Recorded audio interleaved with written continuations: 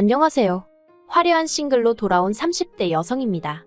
제가 이렇게 사연을 쓰게 된 건 돈 몇 푼으로 자식들을 입맛대로 조종하려던 시부모님과 파렴치한 남편에 대해서 이야기하기 위해서예요. 지인의 소개로 만난 남편과는 1년 정도 사귀고 바로 결혼 이야기가 나왔어요. 사귀던 당시에는 남편이 저에게 워낙 잘하기도 했고 둘 다 나이가 30이 넘었으니 굳이 시간 끌 필요가 있을까 싶었거든요.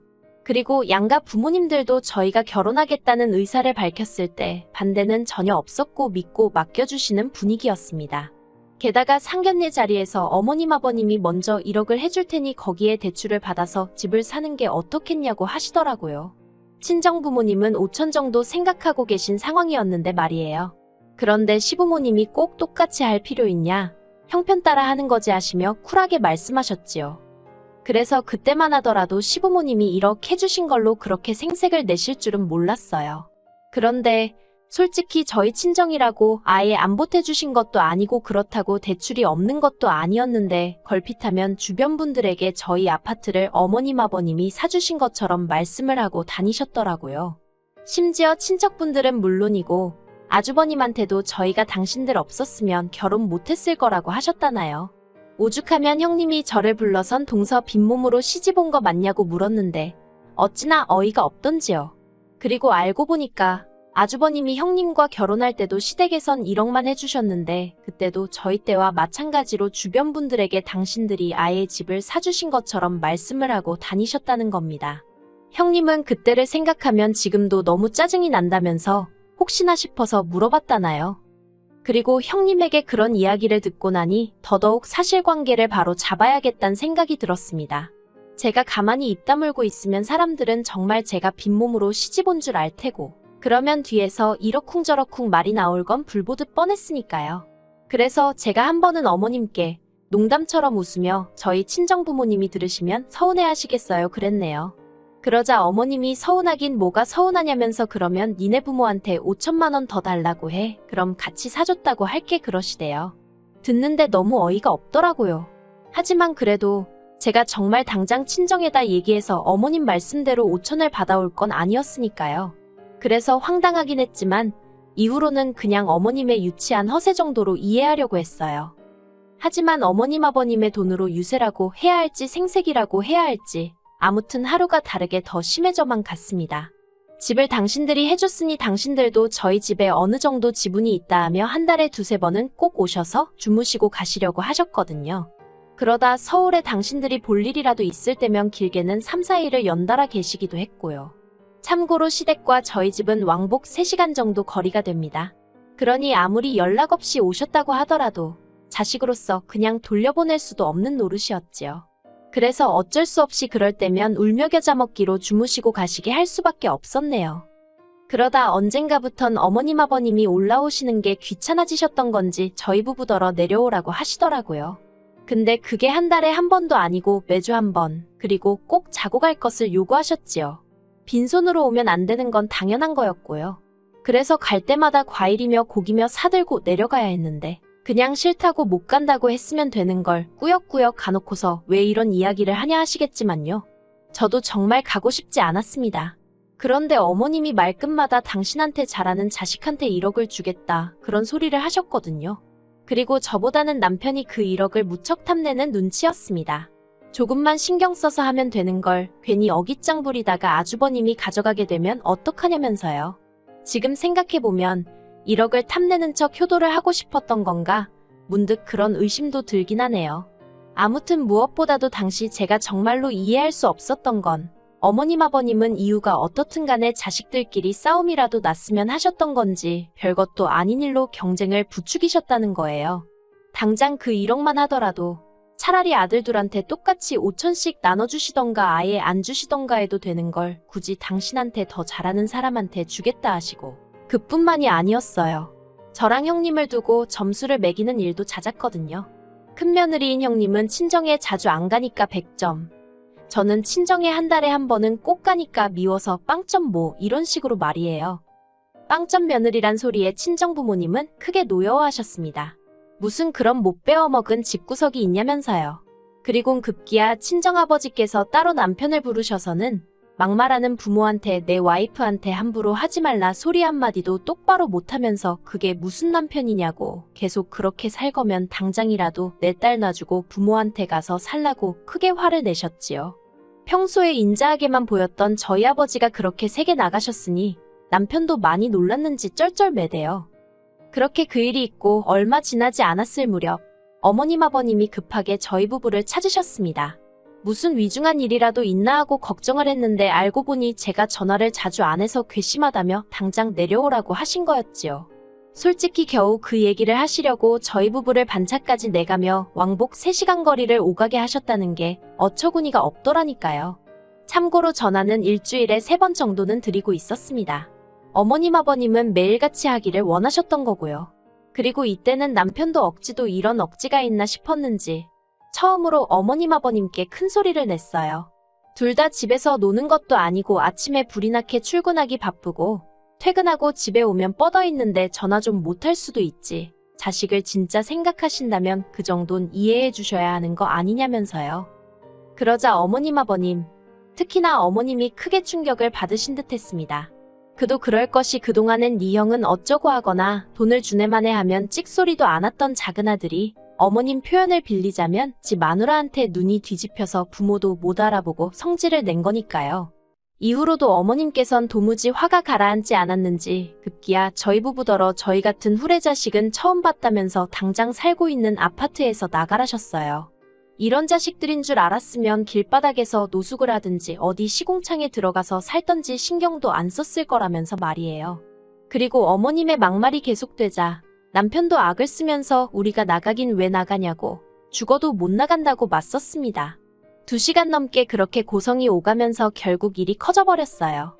어찌나 답답하던지 이러지도 저러지도 못하는 상황에서 결국 전 친정아버지께 그러니까 사위를 왜 몰아붙였냐고 원망 아닌 원망까지 쏟아냈네요. 지금 생각하면 친정아버지가 뭐 하나 틀린 말씀을 하셨던 것도 아니었는데 말이지요. 아무튼 제 이야기를 한참 듣고 계시던 친정아버지가 그놈의 아파트 이참에 팔아버리라셨습니다.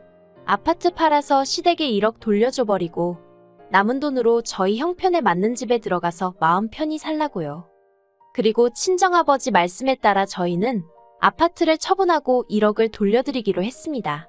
그런데 어머님 아버님이 집값이 올랐는데 왜 1억이냐며 이자로 1,000만 원을 더 내놓으라는 거예요. 진짜 황당했는데 뒤에서 말 나오는 게 싫어서 결국 1,000만 원까지 더 얹어드렸어요.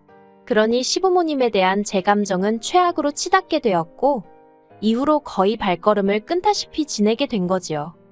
그리고 그 시간 동안 여러 가지 일이 있었습니다. 일단 저희 외할머니가 돌아가셨거든요. 상황이 상황인지라 내키진 않았어도 시댁에도 소식을 전했어요. 그런데 형님이 5만 원 보내주신 걸 빼고는 시댁에선 누구 하나 이렇다 할 말이 없었네요. 애시당초 기대도 없었지만 그래도 실망스럽고 친정부모님 볼낯이 없었지요. 그리고 그런 와중에 친정어머니가 외할머니 재산의 절반을 상속받으셨어요. 그중에는 건물도 있었는데 친정어머니가 저에게 월세나 받으면서 살라고 솔직히 그렇게 조치를 해주셨습니다. 덕분에 전 회사는 관두고 예전부터 가고 싶었던 대학원에 진학했고요. 뿐만 아니라 저희 부부는 어머님 아버님께 돈을 돌려드린 이후로 10평대 작은 빌라에서 전세로 생활하고 있었거든요. 그런데 친정어머니가 도움을 주셔서 30평대 신축 아파트로 이사도 하게 되었습니다. 대출을 좀 받긴 했지만 건물에서 나오는 월세로 감당 가능한 수준이었기에 큰 부담은 되지 않았어요. 한마디로 남편은 예전과 다름없이 직장 생활을 하고 있었지만 저희 부부가 먹고 사는 수준은 신혼 때와 비교가 안 될 만큼 여유가 생겼지요. 그러다 시댁하고 다시 왕래를 시작한 건 작년 초였습니다. 해묵었던 감정이 해결되어서 그런 것은 아니었고 아버님이 원래 갖고 계셨던 지병이 악화되면서 상황이 안 좋아졌거든요. 그러니 아무리 사이가 안 좋았을지라도 자식된 도리로서 모른 채 할 수는 없었지요. 그런데 어머님은 혼자서 아버님 간병을 하기엔 힘에 부치고 그렇다고 다른 사람은 미덥지 못하다며 며느리인 형님과 제가 격일로 내려와 아버님 간병을 도우라 하셨습니다. 그러면서 또 다시 더 잘하는 자식에게는 돈을 주네 집을 주네 하나도 변하지 않으신 모습에 형님도 저도 두 손 두 발 다 들었었어요. 그리고 돈이 문제가 아니라 형님도 저도 그렇게 할 만한 사정이 되질 않았거든요. 그래서 아주버님네와 저희가 반반씩 부담하여 간병인 붙여드렸는데 결국 아버님은 반년도 안 되어 돌아가셨습니다. 돌아가신 건 앓고 계시던 병 때문이 아니라 수술 후 폐혈증 때문이었으니 참으로 허탈하더라고요. 그리고 이후로 어머님은 혼자 지내시게 되셨는데 다행히 시댁 근처에 어머님 형제분들이 많이 살고 계셨거든요. 아주버님네도 저희 집보다는 시댁에 가까운 편에 속했고요. 그래서 어머님 형제분들과 아주버님네 라고는 하지만 솔직히 형님이 자주 들여다보며 그렇게 지내고 계시다 들었어요. 그런데 얼마 지나지 않아 남편 입에서 생각지도 못한 소리가 나왔습니다. 어머님이 얼마 전에 무릎을 크게 다치셔서 거동이 어려워지셨다며 여기로 모셔오고 싶다나요. 솔직히 저에겐 생각해볼 가치조차 없는 문제였어요. 줬던 돈 내놓으라며 저를 향해 악다구니를 쓰시던 그 모습도 눈앞에 생생했고 아버님 병간호 하시면서 저나 형님에게 온갖 짜증을 내시던 것도 정말 힘들었거든요. 아버님 돌아가신 이후로 걸핏하면 앓는 소리 죽는 소리 그 비위 맞춰드리는 것도 보통 일이 아니었지요. 그래서 저는 생각하고 말고도 필요 없다, 같이는 못 산다고 딱 잘라 거절을 했습니다. 그러자 남편이 그러면 아픈 어머님을 혼자 내버려 두냐는 거예요. 당연히 그런 뜻은 아니었지만 어머님이랑 같이 살게 되면 어머님 수발이란 수발은 전부 다 제가 들어야 될 게 뻔한데 제가 남편더러 어쨌든 난 못한다고 계속해서 안 된다고 했어요. 그러자 남편이 한다는 말이 자기가 회사 관두고 집에 들어앉아서 어머님을 돌보겠다나요. 어이가 없어서 그럴 것 같으면 당신이 아예 시댁으로 내려가서 살지 그러냐고 해버렸네요. 그리고 그 정도로 얘기를 했으면 제가 얼마나 완강한지 남편도 이해를 했을 줄 알았습니다. 그런데 이게 웬걸요. 제가 대학원에서 하는 일이 있어서 하루 정도 집을 비우게 되었는데 그 사이에 남편이 상의도 없이 작은 방을 비웠더라고요. 작은 방은 일단은 창고처럼 쓰고 있었지만 아이가 생기면 아이방으로 쓸 생각이었어요.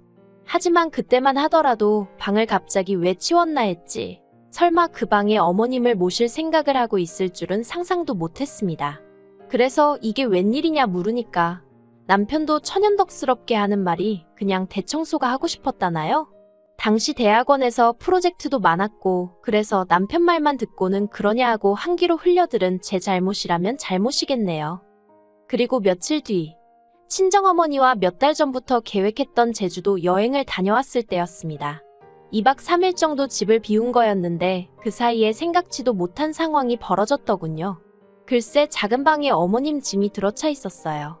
어이가 없어서 남편에게 이게 다 무슨 상황이냐니까 남편도 완전 배째라는 식으로 자기가 어머님 모시고 살 거라고 하지 않았냐면서 오히려 저보다 더 큰 목소리를 내대요. 그리고는 한다는 말이 솔직히 저 때문에 자기가 아버님 살아계시는 동안 너무 불효를 한 것 같답니다. 저 때문에 시부모님을 못 보고 지냈다며 더는 후회할 일을 만들고 싶지 않다는 헛소리를 하더라고요. 그러면서 이번에는 저더러 양보를 하라나요. 제가 남편더러 이 집 누가 사준 건지는 알고 이러냐 했습니다.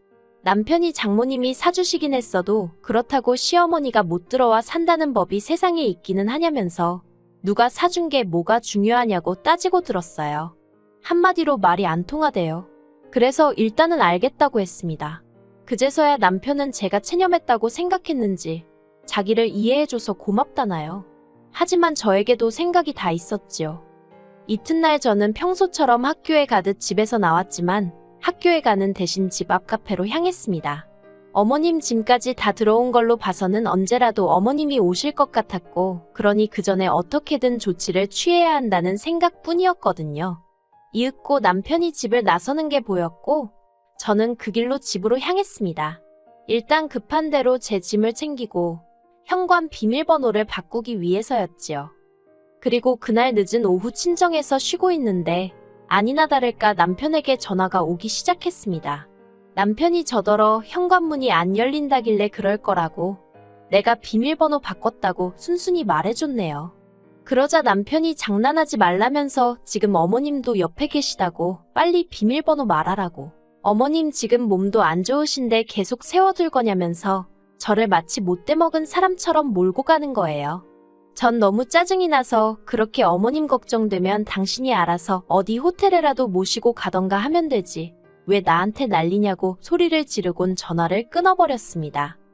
그리고 그 일로 남편이 저를 고소했어요. 시어머니를 학대했다면서요. 어이가 없었지만 학대의 증거는커녕 오히려 제가 그 와중에도 용돈 보내드렸지. 아버님 아프실 때 병원비 냈지. 어쨌든 어머님한텐 일주일에 3-4번 꼬박꼬박 전화드렸지. 한마디로 남편의 주장엔 신빙성이 없었지요. 무엇보다 저는 더는 당해줄 생각이 없었거든요. 남편이 저를 고소한 걸 보고는 저도 바로 맞고소하는 심정으로 이혼 소송에 들어갔습니다. 합가강요, 시부모님의 폭언 등의 사유로요. 그리고 남편과 달리 저는 들이밀 증거가 차고 넘쳤거든요. 그런데 웃긴 게 막상 제가 이혼 소송을 시작하고 얼마 되지 않았을 때였어요. 처음엔 저 같은 여자랑 결혼한 자기가 미친 엑스네. 아버님이 돌아가신 것도 저 때문이라며 악을 쓰던 남편이 갑자기 태도를 바꿔서는 자기가 잘못했다면서 제 앞에서 싹싹 빌대요. 어머님까지 나서서는 당신 때문이면 당신은 없다 생각하고 살아도 된다고 이혼만은 하지 말라면서 절 잡으셨고요. 그러면서 어머님이 눈물을 보이시는데 솔직히 그런 두 사람의 모습을 보고도 아무 느낌이 안 들더라고요. 그래서 흔들리고 그런 것도 없었고 그냥 남편한테 법대로 하자고 했네요. 결국 제가 이겼고 남편이 항소를 포기하면서 끝을 보게 되었습니다. 같이 산 세월이 길지 않아 위자료는 1,000만 원 수준에 그쳤지만 그것보단 더는 그 피곤한 싸움을 하지 않아도 된다는 사실이 기뻤네요. 그리고 한편 이혼 후 형님과 딱 한 번 연락을 주고 받은 적이 있는데 형님도 이혼을 생각 중이라면서 말해주기를 어머님이 사시던 그 집이 알고 보니 월세였답니다. 매번 자식들 상대로 재산을 주네마네 하시더니 실상은 개털이었던 거지요. 한편 저는 남편과 살던 아파트는 한마디로 재수가 없어서 팔아버렸어요. 그 돈으로 평수는 작지만 더 좋은 위치에 있는 아파트로 이사해서 지금은 혼자 잘 지내고 있습니다.